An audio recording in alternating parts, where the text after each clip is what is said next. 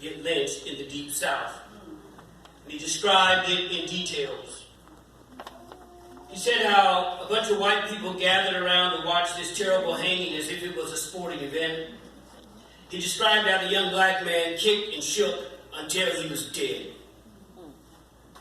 It was after that story that I realized why Mr. Hatchett was so passionate and why this organization meant so much to him and why I had to get involved in this organization with more passion. I also understood why Mr. Hatchett was the way he was and why you could not talk him out of stuff and why he would not be bought for any price by anybody. It was this passion of stories and events like that in the Deep South that gave him the fire that he had. I just want to say, I've been pastoring in this community for over 30 years. And when you pastor for over 30 years, you hear just about everything and you see just about everything.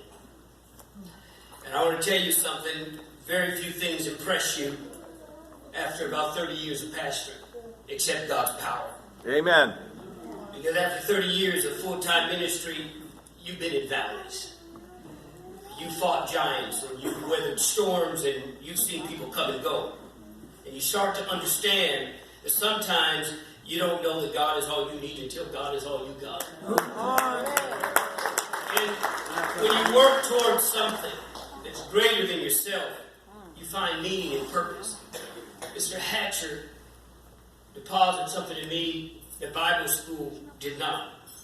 When you keep people at the center of what you do, you can do enormous things and make great impact. That when we use our minds and our hands and our hearts to build something bigger than ourselves, then it's worth the living. And if you see a problem or an injustice, and you think someone will fix it, but deep down inside you know that you are the someone that needs to fix it, then your calling is speaking to you. How will you serve this world? He asked me once. I'll never forget that question sitting in his living room. How will you serve this world? Will you just preach? And it shook everything in me. What gifts, what talents will you bring to this world's table? I want the world to be a better place when I leave. I want to make a difference. I want also to count just like his life counted.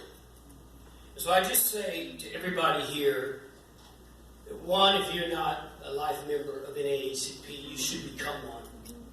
It's a great organization. Everybody should move towards that effort.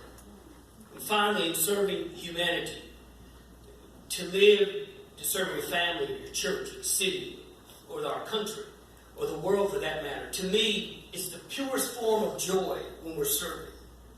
And so we have to take a step back from the mirror that only shows us ourselves, and look beyond that. If you look beyond that mirror, you'll see the hundreds of people who are waiting for your gift. And I challenge everyone, because it took me 30 years to find this out. There's no real destination that you get to. It's the journey. Amen. It's the moments that we create, the magical moments, the little special time, like watching a football game or hanging out with a friend, having coffee, being with your family. It's those moments like being here tonight, that you start realizing that once you get to the top of your career, the top of the mountain, it's not the top that you are after. It's what you are finding of the journey. Amen. Amen.